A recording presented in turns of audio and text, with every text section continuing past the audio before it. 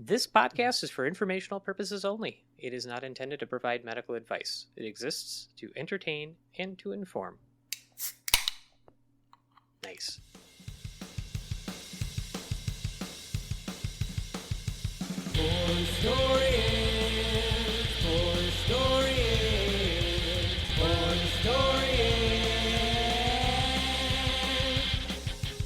Welcome, everyone. This is Poor Historians, a podcast misadventuring into the archives of medical history and beyond. This is a show where we dissect a history of medicine topic to learn a little something about how medicine got to be the way that it is today. I'm Dr. Max, and I'm joined here by my good friends and colleagues, Dr. Aaron. What's up, everybody? And Dr. Mike. Wummalama ding dong. That's a lot. And our medical history intern, Alba. Hello. Hey there. We got everybody. Everybody said hello. You guys are getting really good at that. Alba was always good at it, but just saying. Well, I had to go on. Not just do what every time because you said that was boring. So I didn't say it was boring. I just said we had to switch it up because it was boring. Variety is the spice of life, Aaron. Anyway, before we get on with the show, we do have a new patron to welcome to the PH Pod Medical History Enthusiast House of Medicine. And I'd like to see if you guys can give me a thank you for our new intern-level patron, Lizanne. What do you got? Can we get a hello, thank you, and everything for Lizanne? Well, let's give it up for Lizanne. Oh, Lizanne, we're so happy. Lizanne. Thanks, Lizanne. It was excellent. And before we send Lizanne off into the wilds of the Medical History House of Medicine, do we have any good words of advice for her? Always invest in good mic stands. Good. Excellent.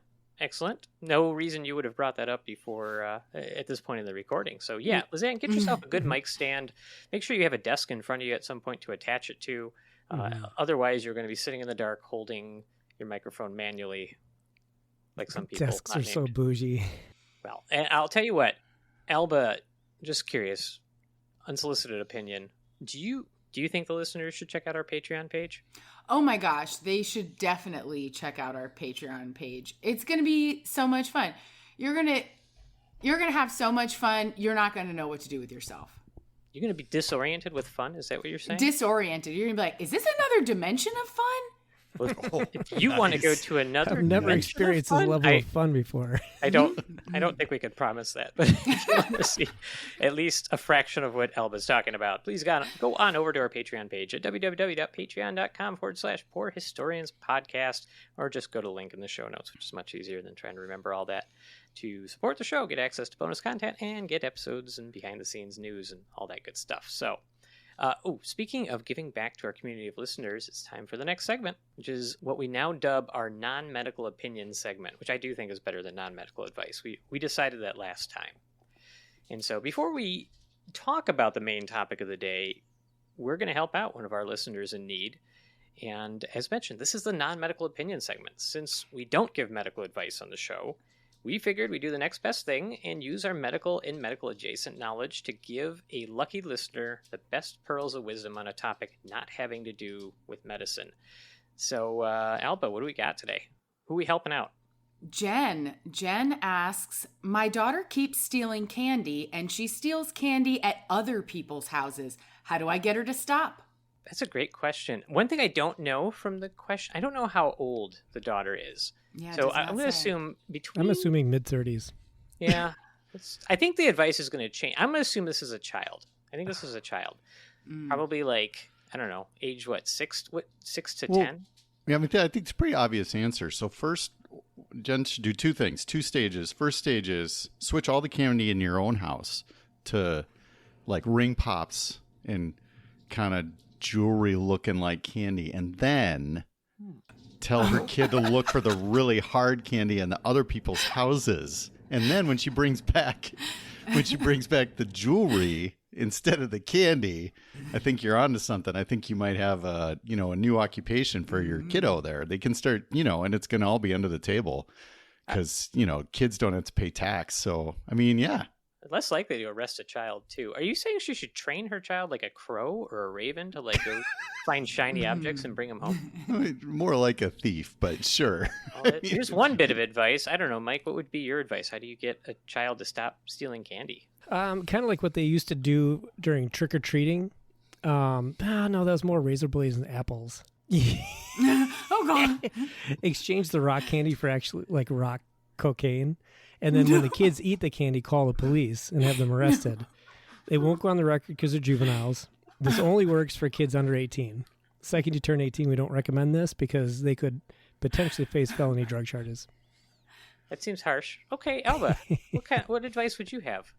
I mean, you can't steal what you already have plenty of, right? So it sounds to me like this kid just needs more candy. You give her more candy, no need to steal the candy.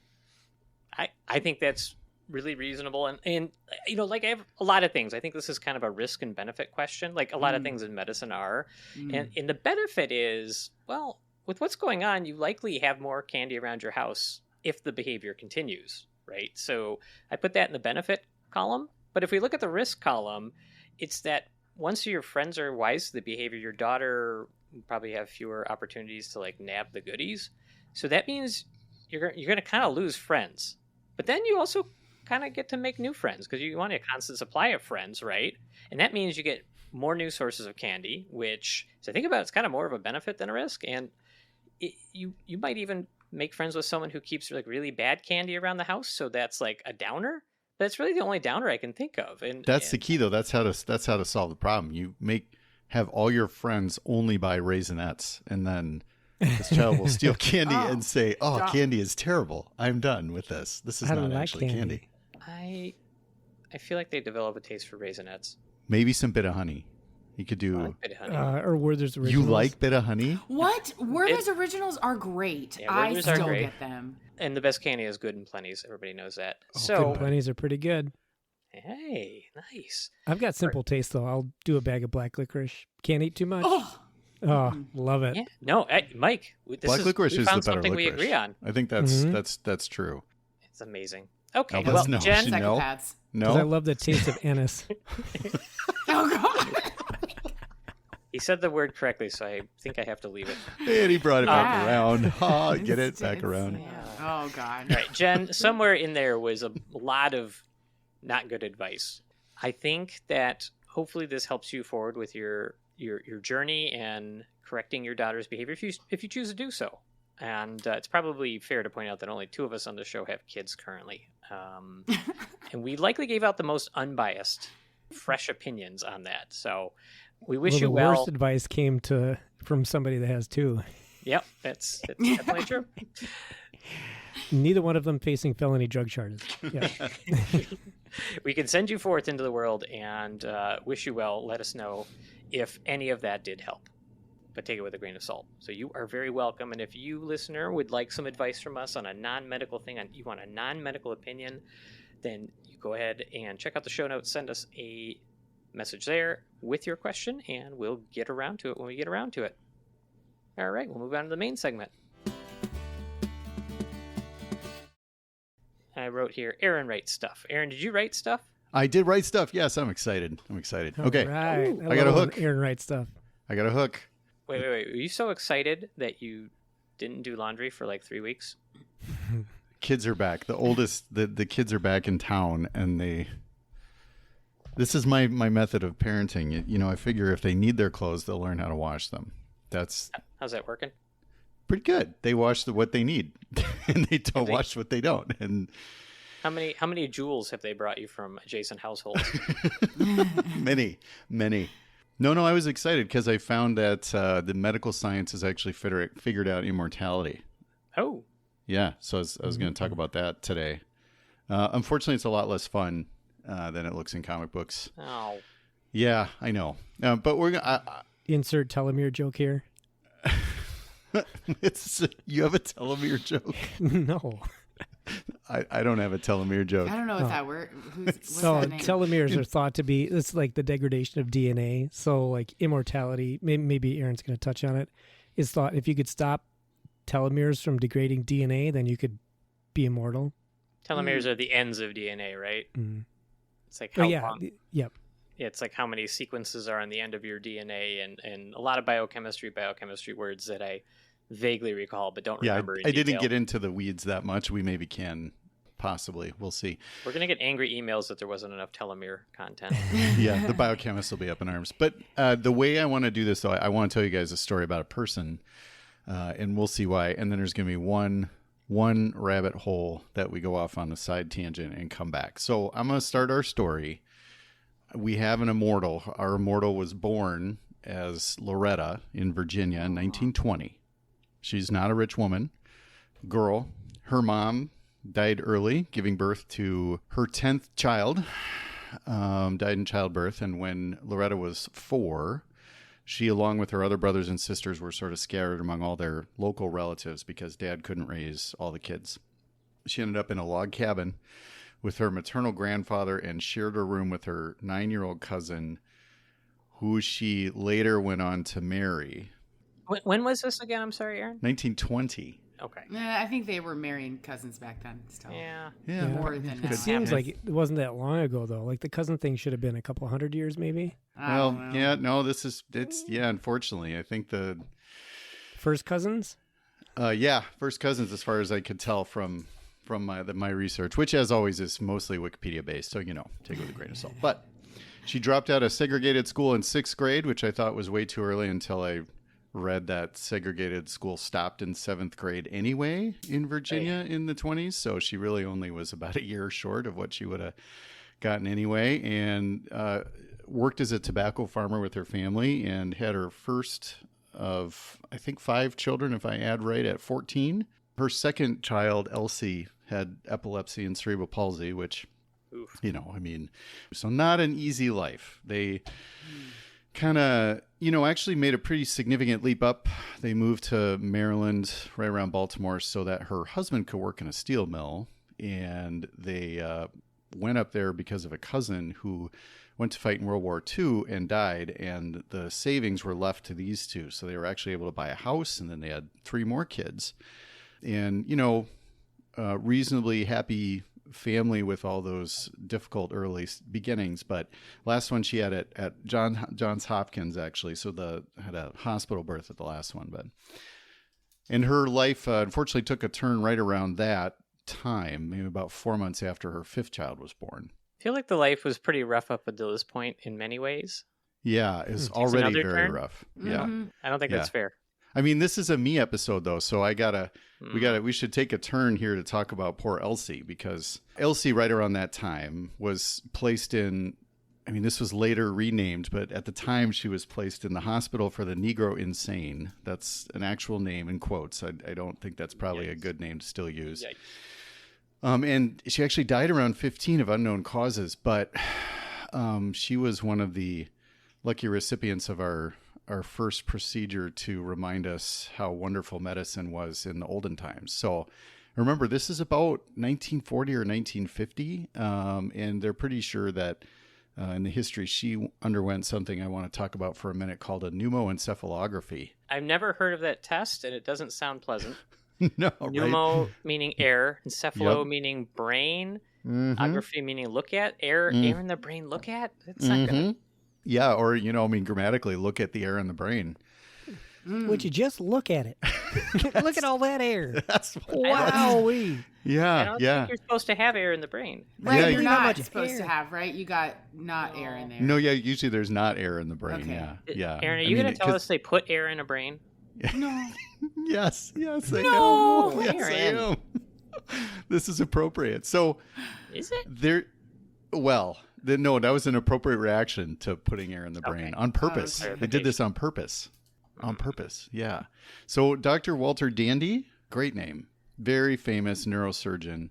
He worked at Johns Hopkins, which we all know is a famous ivory tower of medicine, and led the advance in many different ways. But unfortunately, he was working around the turn of the century, and he was a brain surgeon. So we know already from this show that didn't always go very well.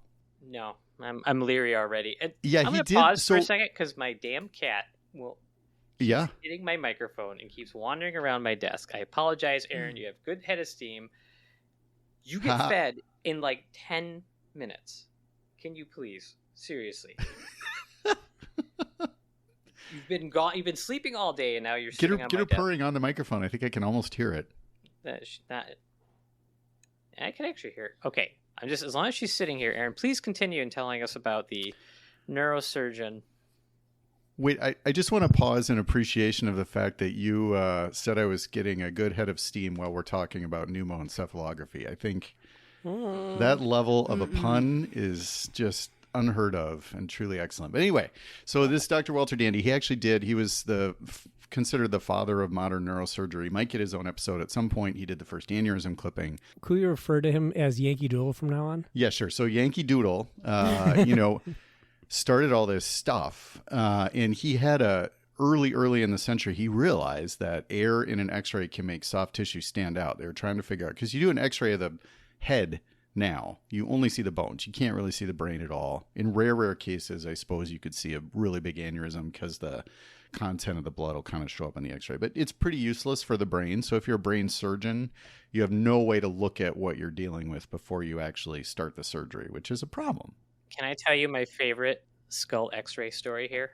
Yes, please. So when I was a medical student on my emergency medicine rotation, there was an old school doc working that day.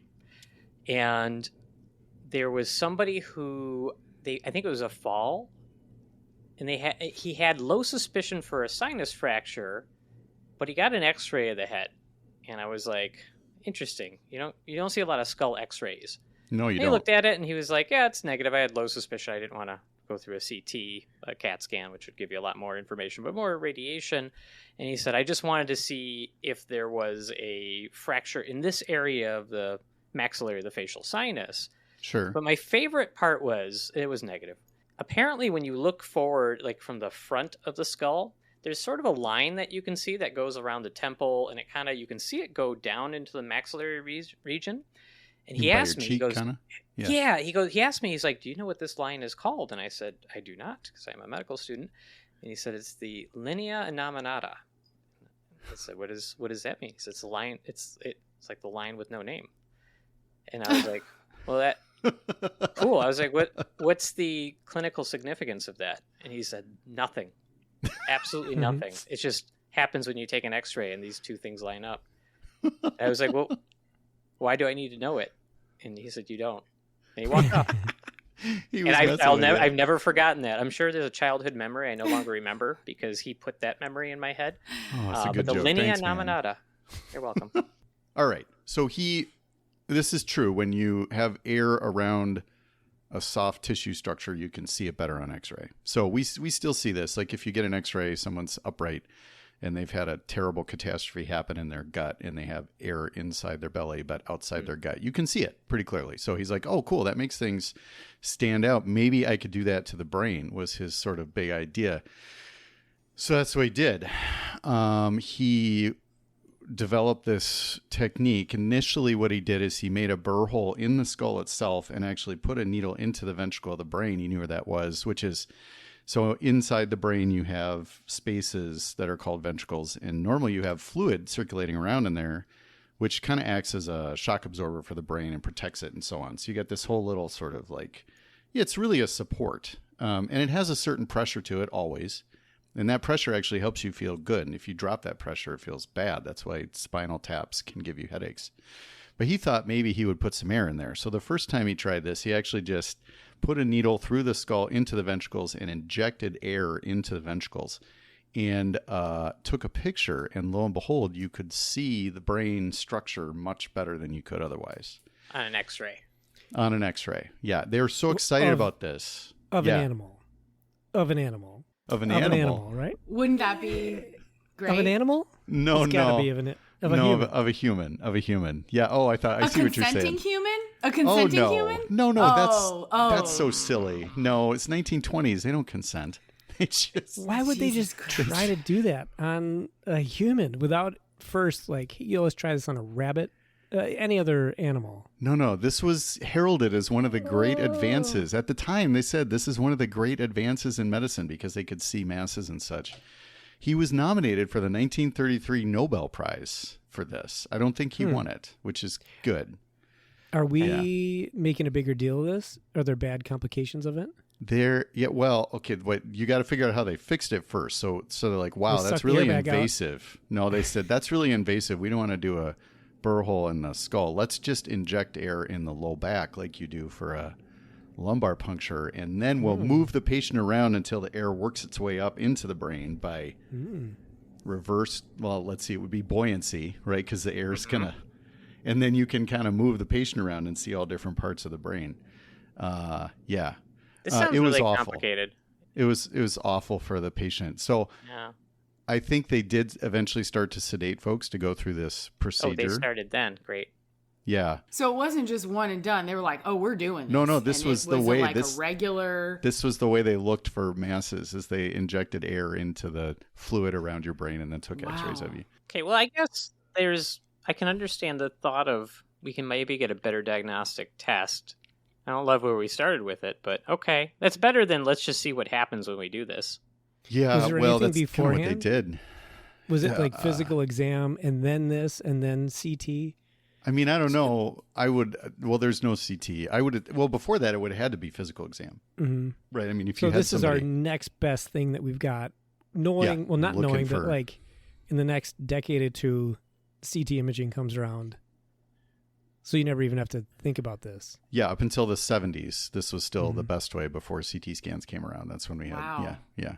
I mean, a surprisingly low 75 to 80% of people had headaches afterwards, or had increased seizures, or had prolonged confusion, or had. Is this where airheads come from? Like, quit being an I hope airhead? not. It Yeah. could be. It could be. Yeah. I mean, all the other neurosurgeons were like, we can actually see where the mass is, which is, I guess Only of if it's in not the ventricle, zero right? value. Well, but the whole brain kind of lit up better because the air would cause, you'd see the outline. Mm-hmm. I don't know how the refraction or whatnot, it was supposedly better. But if there's air in the CSF, you would put air all over everything communicates with itself. So all the fluid in the brain, like you make it at the top of your skull and then it flows down through all the ventricles, down through a smaller one in the back of the head and then down the back and back up. So the whole thing communicates. So if you put air into that system, you would be able to move the patient around enough so that by buoyancy, you would get pictures of a lot of different parts of the brain eventually. Now, did they get the air out afterward, or they were just like, "You I got don't think air so. in your I head don't think now"? so. I think it just got reabsorbed. Yeah, it would slowly, I would think, get reabsorbed. I can't imagine the brain loves when you add all this extra pressure on top of it, right? Mm-mm. No? No, I don't I think it wanted- does. Patients who had epilepsy would have a lot of seizures after the procedure. Oh. So anyway, so that was Elsie. Her, this really happy life so far. Elsie had, maybe the roughest time of it. Oh, I'm sorry, and forgive me, Aaron. Elsie was Loretta's child? Their Yeah, daughter, second yeah. Okay, child. all right, Yeah. I just want to keep that straight. Okay, yikes. But yeah, so, we're talking about, unfortunately, Elsie's not the immortal, but, this family that illustrates a lot of things about our wonderful medical system in the 20s through the 50s. So Loretta, at the age of 31, she goes back to the hospital after her fifth kid, and she has a lump in her abdomen, which is not great. But she goes It's to not Johns another Hopkins. It's not another kid, although the family actually had a story. They're like, oh, you just have a lump again. We think you're pregnant, because that's what it was before, which unfortunately this time it wasn't. She was diagnosed with cervical cancer, and the treatment at the time was radium tubes, which this one actually is, at this point it's the 50s. It's not a terrible treatment. Radium, we talked about in another episode, that's, a form of, it's a radioactive isotope, but they place little tubes of radium right around the cervical cancer lesion itself. And that actually is still done. Yeah, I can think like Oh, wow. prostate seeding, right? Yeah, Is so- kind of a similar idea.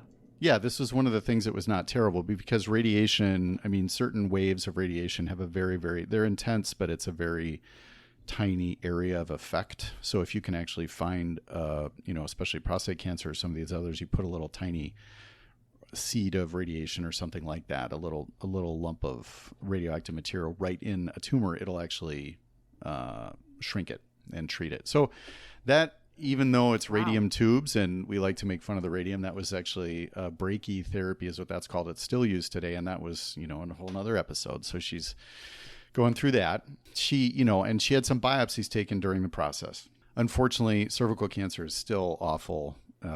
That's why we vaccinate kids for HPV. HPV. It's not And because we're worried papillomavirus. about sexually transmitted infection. It's so they don't get cervical cancer. But it's still awful. So she died about 8 months after she was diagnosed, sadly. I don't know that they had chemo options to a significant degree back then either. No, and even now, I mean, I think we would do a lot better at but if it had become metastatic before it was diagnosed, we would still have a lot of trouble with this diagnosis. I think I'm remembering what this is now. Yeah, you might know. The immortality. Yeah, you might know. But well, if you want to just spoil a surprise, you can. So this is 1951. Her family buried her next to her mom and kind of moved on. And there really wasn't much more to this story for about 20 years. So in 1970s, the story goes, her family, multiple relatives in her family just started getting sort of random telephone calls in the 70s for asking for blood tests from the family. And they're like, that's weird. I don't really want to give you blood. I'm not sure why you're asking. I thought the telemarketers today were pretty bad. Like yeah, right. Just very aggressive. They've offered to try to buy my house for cash, but they've never offered to take my blood. Extended car warranties. I have my. Yeah. You know what's crazy? I have like 8 car warranties. I mean, and I don't think I'm saving money. Yeah, there was a guy named Vlad that called me recently. Yeah, you just Do you have any blood? To suck your blood. You could just bargain him down to blood. You're like, no, I'm not going to give you any money, but if you want, how about plasma? We'll do plasma, no blood.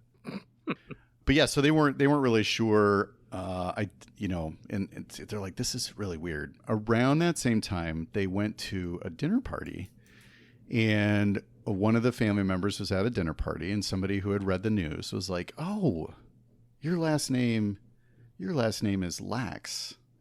Are you related to this famous person, also known as Henrietta?" So Loretta was her first name, but then Henrietta Lacks was her full name. And they're like, well, why are you asking that? And the person was like, oh yeah, it just came out that Henrietta Lacks, was the source of this tremendous breakthrough in molecular biology.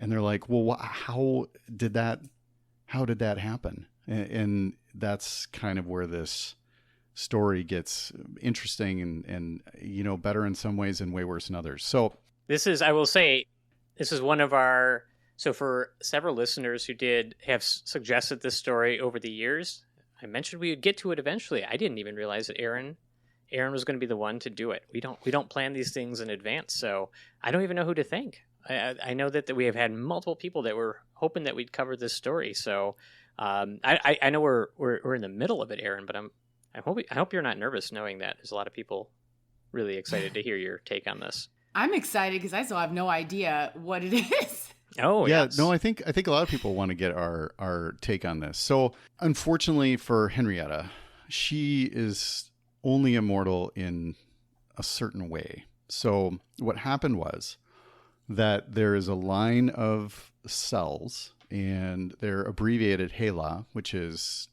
first 2 initials of her first name, first 2 initials of her last name. Also, coincidentally, the name of the Norse goddess of death, but we won't dwell on that. So this line of cells came from an original biopsy, and somebody back at Johns Hopkins took cells. So they took the little, you actually extract cells from the biopsy, and it's a little cube of cells. Just to be clear for any listener who just may not, the biopsy is just where we take a sample of skin or of a tumor and put it under a microscope. So the biopsy is the chunk of it that we put under a microscope to try to figure out what that tissue is, and if it's a tumor, what kind of tumor, etc. Yep. And it'll do skin biopsies and such. You can biopsy anything, right? Just a chunk of stuff. Yep. And they biopsied her in the 50s, you said, right? Yep. And this story's in the 70s. Right. Yeah. So some okay, things have great. been Just happening making in sure the I'm meantime. following. Okay. No, I'm things have been excited. happening, but so no, that's correct. And yeah, so it'll go through a couple stages, right? You have a pathologist, I loved histology in medical school. Like you'd put these pretty pictures of the cell types that are stained certain ways up on these giant screens, and you have to learn to identify cells under a microscope by what they look like. And then now that would proceed on to like molecular testing and all this other genetic testing and so on. So there's a ton of things that happen with that tissue. But in the 50s, when she had the initial biopsy, they were given to one George Otto Gay is his name. He was a cancer researcher, and he actually worked at Johns Hopkins and had pioneered multiple techniques to grow cells for experimentation. He famously, I love this, he took 8 years to finish med school because he kept taking time off to save money to pay for tuition. So, I mean, dedication. Yeah, he Now, really, if you don't pay your tuition on time, they come after you with a baseball bat and a couple guys named Vinny. Yeah, right. So I think he probably did it the right way. He should have put the payments on auto pay. So as he was doing this, he took these cells and he realized, because what happens is you would culture cells and see if they grow, or you see if, they're going to see what happens. And these cells, the HeLa cells, were incredibly robust. When they do this, I mean, just so the listener knows, you take those cells and you place them in a really comfortable environment. And then you want to play like symphony music or jazz, and then maybe have them read some classics and recite poetry from Keats, and then the cells become more cultured. Yeah. If you let these cells go, I'm just thinking of like this. Does it ever turn into a huge blob of cells, like something you could play catch with in the backyard, or is it like still microscopic?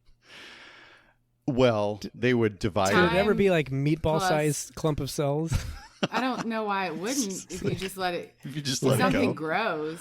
Yeah, you could probably also, would. Mike, you could put clumps together. You could build your own baseball I feel like clump. Clumps would need a blood supply and stuff, right? Or no? Yeah, probably. Unless there was a culture that would supply it with nutrients. Well, and that is Let's part go of on a it. tangent here and talk about this. Most cells, when they would culture the cells, most cells would die within a couple days when they're away from the host environment. Henrietta's. Right. So Henrietta's cells, the HeLa cells, were so robust that they would grow really easily, and they kept dividing and dividing. Were these her normal cells, or these cancer cells? The cancer cells, I think, is the correct answer. But, cancer is interesting. Cancer is always born from the host. So they were her, right? If you look at the genetic information, these are Henrietta in the sense of, what's the DNA inside them. But yeah, so we can talk about, I was going to get to that a little bit about how this sort of happens. But yeah, they were so robust that he could send them through the postal service and so on, and they would just keep growing, and he kept putting them in new cultures. And, so maybe, anyway, we can make another culture joke, but we've probably already beaten that horse. I already did that. You can't do two. So yeah, because at that time there were a tremendous amount of experiments done on cells. So you wanted to see how different medications acted on cells. You're looking at basic science about how they divide. And it turns out that these cells were so sort of robust, and they grew so quickly that they were spread all across the entire sort of scientific world.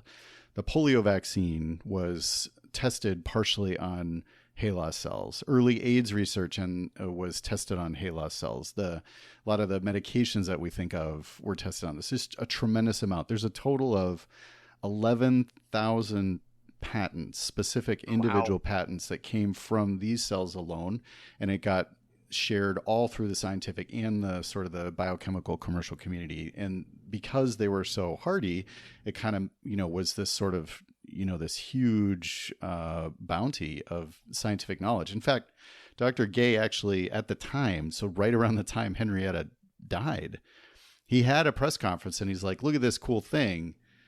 This is going to help us cure cancer. Is this the part of the story where you're going to tell us that in homage to Henrietta's memory, they went ahead and used a lot of the profits from all the research and all those patents to pay back her family and show appreciation for the biological gift that she gave freely and with consent? Is that where absolutely. The story goes? So she said, please use these cells to try to further humanity, and we only want a modest compensation in return. And she lifted all her relatives up. They're all actually thriving, and no.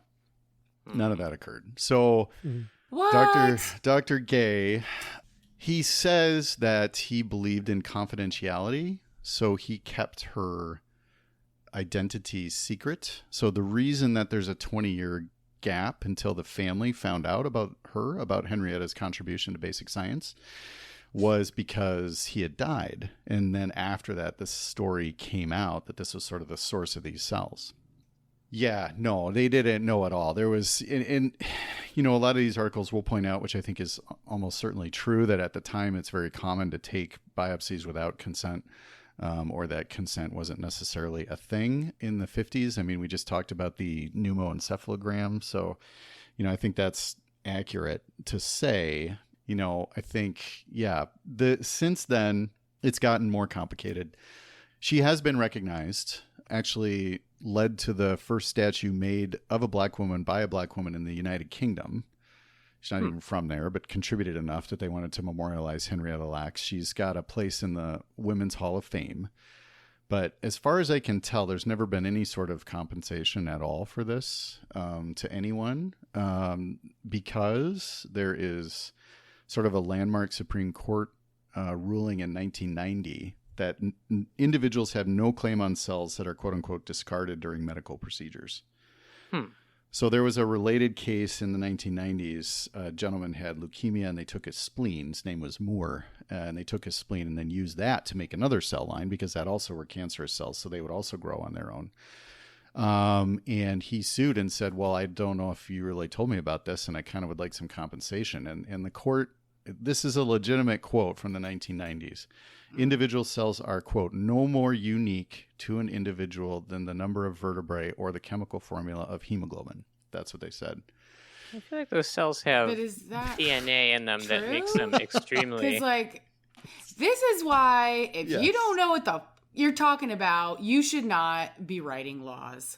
Now, this is like one of those intersections between science and law where I get why do they not just consult an expert? Why do they not just consult a doctor when they're talking about these? I do not understand it. I want to say that one was consulted, but I don't know this case well enough to know if that's it has. I don't know how they get around. That's insane. I mean, because an individual cell line carries all the genetic material of that person. I'm not even arguing for you can patent your cells. I'm just saying that line, that phrase that no you just more read. unique than the number of vertebrae. Are you serious? Yeah. We knew about DNA by the 90s, right? Yes. Yeah, and it'll probably be more important moving forward. But you'd think, so that, let's say you lost a finger, and then, at the hospital, they're not going to let you take the finger. Get your finger cut off. You don't get that finger. That finger is going into the trash. It's not coming back. I don't know how you do that, but it's no longer you or a part of you. And it also contains your DNA. So you could argue these cells, they might have your DNA, but they can't make a you with that. So is it really you? Well, sure. Yet, and actually the HeLa cells were the first incidence of cloning was using that specific cell line. It's technically cloning. So they've been they've been cloned. So I don't know. I mean, I think the more I think about it, the more I'm like, this absolutely is, independently, it's identifiable. This is, it's weird that the court would say this in the 90s because they also had DNA profiling, and they're saying that at the same time that they're also saying that DNA evidence proves that it's you among all however many billion of people there are on the earth. There's no one else I don't who know. have the same DNA.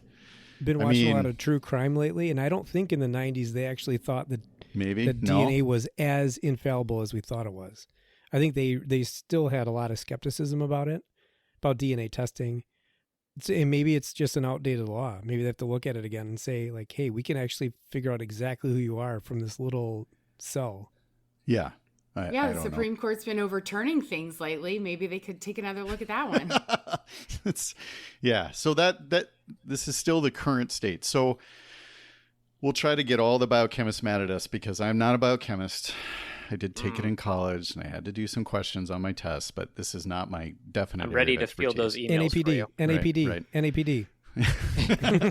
Most normal human cells have a programmed cell death cycle, and I'm not trying to be cryptic with that. So your cells are programmed to die at regular intervals. They have they have a programmed little enzyme, whatever it is. There's a whole bunch of different ways where they don't just continue to grow and divide, because constant division and ongoing, increasing division of cells with no cell death is cancer. Right? That's why cancer causes the problems it does. It actually just will keep growing no matter what.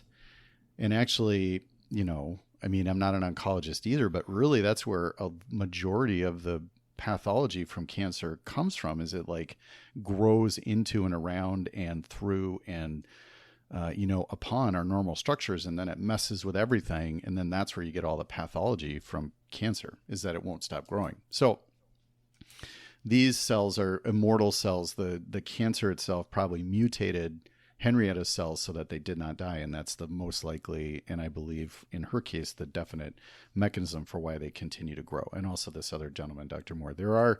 These are called immortal cell lines, and there's a bunch of different ones that are used for research, and a lot of them come from there are only a few that I saw, although again, this is where biochemists could help us out a little bit, that come from specific people. But there's, definitely in these cases that's, was not recognized initially where it came from. I don't think the biochemists are going to help us out. They're still mad about the Krebs cycle and having to memorize it. Right? Yeah, they're still upset. I remember doing a tutoring session in medical school. I did tutor biochemistry, and I remember having a student who was like really hung up on the Krebs cycle, which is this like biochemical pathway that there's a billion steps to it and a bunch of different molecules, etc. And they were like beating their head against the table. They're just like, I can't remember what this citrulline blah blah blah does. I'm like, okay, can you just tell me like what we learned the Krebs cycle does this? Like, what does the Krebs cycle do? Like, what is the start and end product? And they were like, well, this molecule goes in here, it bounces around these enzymes, and then it does this and this and this. I was like, yeah, okay, but what goes into the Krebs cycle, then what do you get out of it? And it was just like, but it starts at this molecule and it goes here and it goes, no, but just what does it do?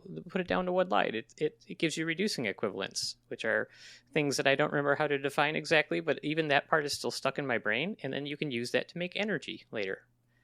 And it was a forest for the trees. You learn these silly, super complicated concepts, and you just kind of forget the main picture as to why you learned it. Yep. Yeah. I mean, I guess it less important what specifically, whether you can define what cell death is and how it occurs and what enzyme triggers it and so on, and just say these cells don't die. They're different from stem cells. So stem cells, real briefly, when you hear that, I mean, those are cells that during a specific part of embryonic development, you are made up of a bundle of cells that have sort of infinite potential to become whatever they want to. And then there's triggers. They can go on to be a fireman, or they can become a president. Yep. Exactly. Or they can become there's a fireman potential. cell. There's a, yep. Oh, that's not what you meant. No, there's starving artist cell. Yeah. That one's triggered by ennui. Ennui is a specific hormonal trigger. It's more common in France. That happened to me in my late teen years. Yes, exactly. I was a starving What's artist. ennui? You should see Inside Out too, man. That explains it I probably almost about went to as see well. that yesterday. I thought it was pretty good. Ennui. I liked it. Yeah. It's an emotion similar to boredom, but it's like existential boredom. Like, Yeah, I'm that's a done good with word. life in general. Just Like nihilism. life is Yeah. not quite But as dark. that's a philosophy. Yeah, nihilism Okay. I think is like nothing has any meaning at all, like aggressively, and ennui is like I could care less whether there's meaning. Wait, is ennui a new character in the movie? Yes. Spoilers, sorry, I just ruined Inside Out 2 for everybody. But not really. It's still good. You'll love it. I thought that was a movie about rectal prolapse. I'm sorry. Wait. What? Inside Out 2. You said, oh my God. I wasn't going to see it, but now I might. Oh my God, that sounded took me too a second, disturbing. but that's really good. Oh, can I steal that joke? That's so good. Sure. Oh, rectal geez. prolapse. Oh, that's great. Okay. Max is I'm already keeping getting that. ready to edit it out. Keeping No, that. I think it's okay. I think it's okay. That's Pretty borderline. funny. Okay. It's a lot of interesting questions. I mean, I think, Well, I think one of the things too, and I don't know if you were going to touch on this or not, but like the consent, right? We were joking earlier that they just didn't have consent in the 20s. I mean, it was a concept that existed, but they didn't really apply it, and so they didn't ask her, "Hey, can we potentially do experimentation with your cells?" And they, there might be benefits to a lot of humanity, and I think there were, but you still, especially in the modern age, you have to ask somebody, "Can we use this part of you?" And do you want credit? Do you not want credit? That's really important. That's why we have so many systems in place to make sure that medical research is ethical and stuff. they was it institutional research boards and those sort of places. It's because of cases like this where, we got very good medical science and that sort of thing, but there was a human being at the beginning of this that didn't have a say in it, and it's important to go back and examine those things, I would say. What if she said no? Then she would get to say no. And then what happens to all the millions of lives that then are perished because I think we you wait wouldn't for the know. next What one. if somebody fell on a skateboard and that's it, and we never got to get their oh God, my sentences aren't coming together. No, it's just plain devil's advocate. Like if somebody. A good point. That is the devil's advocate argument. We don't know what advances we would have had from people that didn't consent or got wiped out prematurely. Could it have been situational? Like, she died pretty quickly after her diagnosis, and they have the cells, and maybe they had them packed away. They did their testing and stuff and just hadn't gotten around to throwing them away yet. She dies, and they're like, oh my God, these are Sure. amazing cell lines. I mean, that's kind of what happened, right? I think he noticed, like, the researcher was looking at the cells and it was noticed that they continued to divide. I think then they're like, oh, why is that happening? And how can we use it? And I think that part is, I mean, abstract of the ethics and the morals of it. It's just good basic science that led to a lot of breakthroughs. But I think it is important to, first off, I mean, I think it's good that she's acknowledged. I mean, Henrietta Lacks, by her contribution, saved who knows how many lives. But also that's something we talk about. That's our primary pitch behind organ donation. We're like, hey, this is a terrible day. Are you interested in saving up to like 12 other lives? And sometimes no. People are like, that's not consistent with my beliefs, and they have the right to say that. And other times people are like, yeah, I will, my loved one would want to have their organ. And that's just like but it's a similar principle, I think, in a lot of ways. You are going to have a smaller bad scale. outcome. Is there, are you okay if we do this to try to take things further? And it's also, it's still an active area of debate. I mean, this is why there are so few lines, because now you can't do this necessarily. But I don't know. It's just, I don't know. I'm all for consent. I don't want you to think that I'm not. No. I I just didn't think take that they that. I should have didn't take asked that her. from what you said. But it's important to, I mean, yes. I mean, the things that they did, right? I mean, AIDS is a treatable disease now. I mean, the life expectancy there are of somebody. positive things that came out of it. Yeah, but that's what I'm saying. Like, let's say crappy that situation. her cell lines don't exist, and then the AIDS epidemic killed millions, if not. I mean, it's a lot of people, right? It could have been way more. Polio is, if she took a part in, if she was part of the polio vaccine, like that's still the only disease we've managed to. No, that's smallpox. Almost. But polio, so close. But still, right? I mean, polio is essentially now, a non-entity clinically in the developed world. I remember being a kid. There were a couple older folks that lived in our town that clearly had polio when they were kids. And like the later in life degeneration of the nerves and stuff like that. They have weakness. That limb never developed because it lost the nerve supply. I mean, tremendous amount of good came out of this, but it's an interesting story to see how it kind of came back around to the family. And then all of a sudden they're just kind of finding out sort of in a roundabout way. It's a very thought-provoking case because it's a legitimate ethical quandary in some ways. Did you read it all about what the reaction was? Like, was it pride? Is it something that they think is a great thing, or is it kind of like whatever? Yeah, I mean, it's a long story after that. And actually, so let me first of all boost Rebecca Scoot is the last name, Skoot. There will be a link in the show notes. There is, if you're interested for further reading, there's a good book about the entire story that she has. So I'll put a link in the show notes for that. And there's some good reporting in the Baltimore papers and such. I mean, the family was of two minds. There were certainly family members who basically were really upset. I mean, they basically said, look, I mean, everyone got all this stuff and we got nothing, was essentially a simple way of trying to paraphrase some of those feelings. And I'm not trying to put words in their mouth, but that there was definitely that sense of it, which I think is fair. I mean, 11,000 patents, that's a lot of patents. It's the patent thing that bugs me. It's not like that science was, it's that people did benefit financially from her cells. Right. And that's the thing is like, so these people are going to have potentially generational wealth because of something that they did using her cells.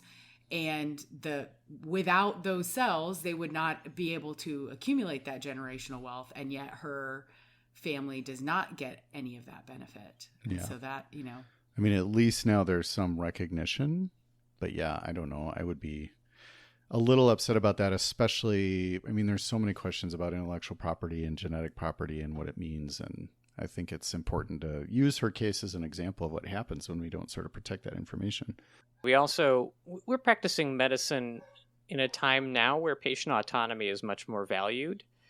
And when you look, I mean, it's interesting because I think there's probably a little bit of push and pull generationally. There's a lot of physicians now in more of the retiring age that when they were initially training, as you go further back, medicine in the 40s, 50s, 60s, 70s, very paternal, very paternalistic. So a physician says, here's what you do. And you'll actually find, like I have, I have some family members who are of the, very, very aged generation who will do things because the physician says so without wanting to know why.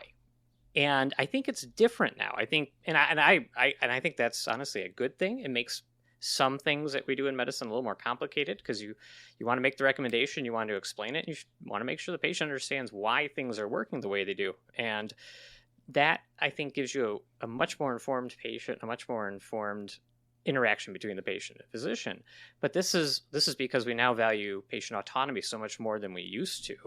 And I think this case, probably what happens, hopefully doesn't likely happen the same way today because of that change in the philosophy of practicing medicine. It would be a lot easier just to say, do these things because I said so. But I think it's much better to involve the patient, whether it was Loretta or Henrietta at this, in this case, and just have more information, more consent to go forward and decide whether you're going to participate in these sorts of things. And so I think fortunately, we are in a different time now than this was then. Not to excuse it then, but it is, I can see how perhaps the devil's advocate for Otto, the guy who started this whole use of the cell line, maybe he really did. I don't know. I haven't read the book, but maybe he really did just want to protect her. Yeah, I mean, I think you can anonymity, but yeah. And I mean, all of like laws and stuff aside, the optics are just not good. I made a whole bunch of money off of your deceased mother's cells. Peace out. We don't know about him, Otto. No, not him specifically, but just like, it would. The optics to me are just not, not good that people have profited so much off of her. They're icky. There's a precedent with body donation for med schools. So like if somebody dies and donates their body for med school, they hold on to that body, and I don't know the amount of time, just to ensure that nobody that may have known this person is dissecting them, or else it's in different spots. I kind of remember something about like there's a certain period of time, it's either 20 or 30 years that maybe it's not that long. Maybe I'm way off base. Say that would be a long preservation. Maybe it's not a core memory, but I was under the impression that there's some time between, when somebody dies and then is able to do donation. Well, and then there's probably distance too. Yeah, there could be. The other aspect of that, I think, is like there have been a lot more. I know we had a ceremony after we went through gross anatomy.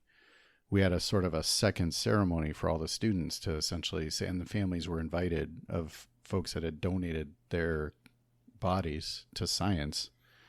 And there was a ceremony to just acknowledge that they were donating that. And it was a huge sort of benefit to us as students. Just the step to sort of have a family be able to say, well, yeah, like, okay, there's the financial part of the HALA cell line, which is, tremendous. But for these folks, I don't know if there's a huge financial benefit, but there is a huge emotional benefit. Be like, well, yeah, but also let's acknowledge that, like, this is a person who decided to donate. Like, my great aunt was very clear in her will that she wanted to donate her body to the medical school, and that was her choice and what she wanted and part of her beliefs about, passing on science. And I think just honoring that is at least part of the process. So that part, I think there's a lot better with, the Henrietta Lacks story is acknowledging that this is from a person, and at least we're acknowledging who the person is now. That makes sense. No, very good, Aaron. That was a good retelling. Well, I think that about does it. So, Alba, since you are the medical history intern of this medical history podcast with the fastest 40-yard dash time on the show, you did great at the combine, by the way. Would you tell us what you think the most interesting takeaway for you was from today's topic? I mean, the whole topic that there are cells that don't die. I didn't know that was a thing. That's incredible. It's pretty crazy. It is. A lot of things have to line up to make that happen. Yeah, thanks, Henrietta. Well, we appreciate everyone listening, and we'd love to hear from all of you out there.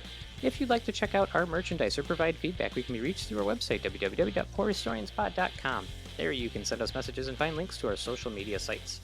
We do work to respond to all posts on those accounts.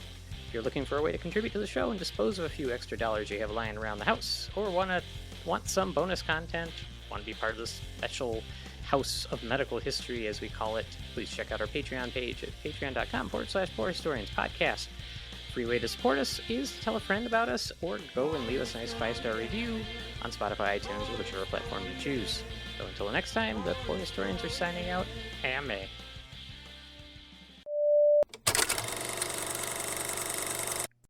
All right, excellent. All right, episode 87. Aaron's episode. We're getting up there. We're almost up to the good years of music. I know we these are just the history episodes. This doesn't count any of our bonus episodes, etc. So these are the raw. These are the meat. Disclaimer: Raw meat. High meat. They call it. People eat raw meat. It's true. It's gross. Tartar. I'm sorry. Whenever I hear things about immortality, that the song by Queen from Highlander pops into my head. I was like, Same thing happened to you? Yes, I was thinking Highlander a lot here. Highlander 2 is a bad movie. It can be only one. It was a bad movie.